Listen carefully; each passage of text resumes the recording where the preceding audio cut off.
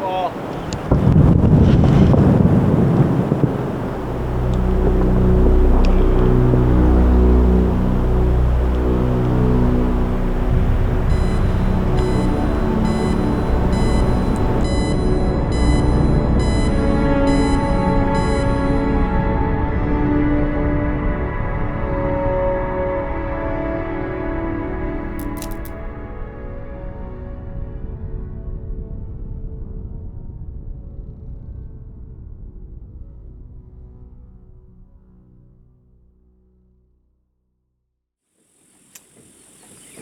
The thing is, like, that, like, I've attempted to go over that col 3 times, and I've never actually made it. So I don't know if that plays into it too.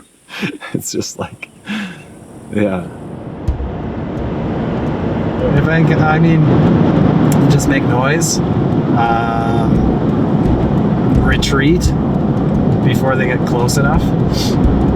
I mean, they're easily gonna outrun you, so you don't want to run, but if you see one, like, don't go any closer to it. Carry bear spray, make lots of noise. Never any terrifying bear encounters. I've had a lot of bear encounters, but not anything terrifying. There's a campsite here, and then we could maybe just park and go into the bush. This way.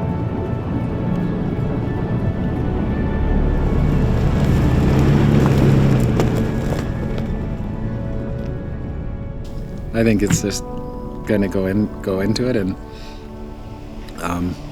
you have to just be willing to adapt, and you have to live the experience before it gets significance, in my mind. Yeah.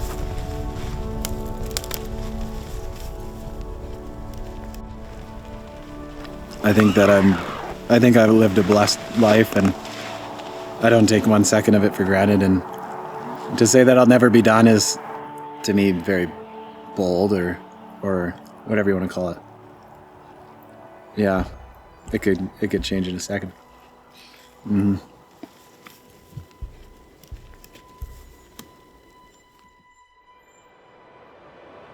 One thing that I kind of took away from that trip is that you should be able to talk to somebody while you're hiking. Like 4 kilometers an hour. Start way down here. Boom, boom, boom. Descent peak route. Except we're going to Resolute. Obviously, there's more extreme aspects of climbing and mountaineering where you're not talking because you're focused and concentrating. But if you're going along and people aren't talking, that means that they're either too tired or they're out of their comfort zone. Yeah, I think we can go over now.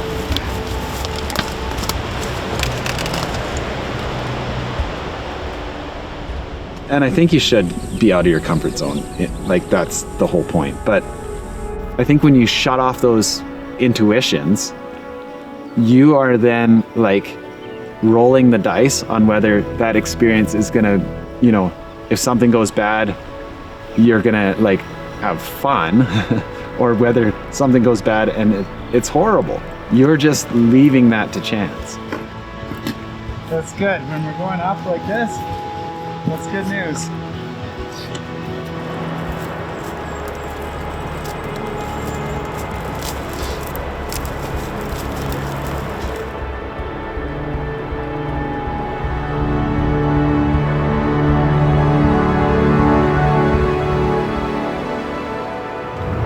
Yeah, like, it tells me the trail's right here.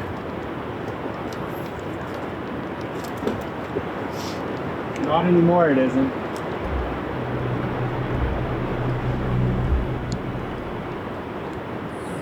It's funny, like, things shift when you have a family. Young Ronan wouldn't have thought about that. We only have a couple hundred meters, and we'll be out of the trees. 300 probably, 300 meters, which isn't too bad. And we'll be out of the trees into the meadows, which will be sick.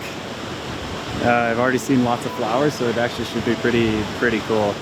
And then from there, the meadows will disappear. It'll just be rock, and we'll just be slogging up rock for the remainder of the day.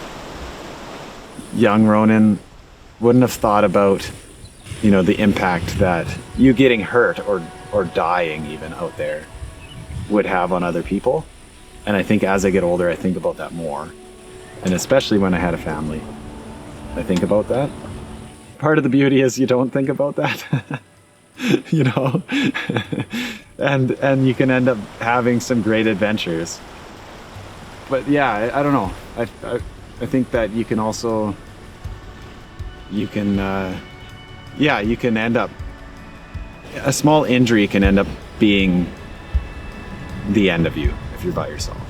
Yeah.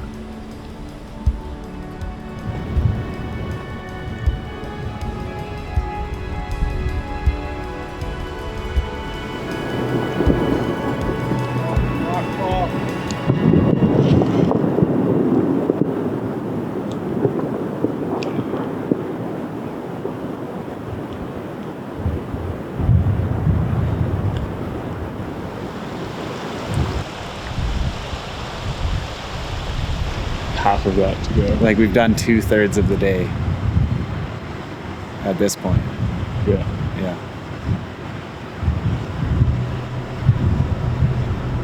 What do you think of that?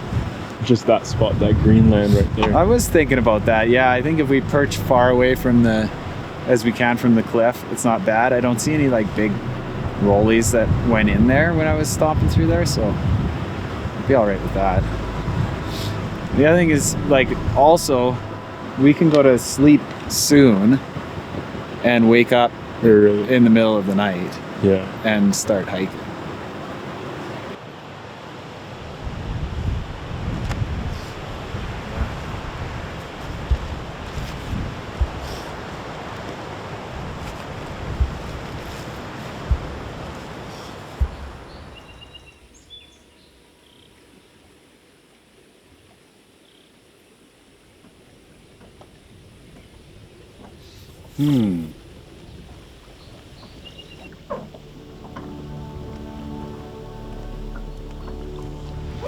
I feel better about it now.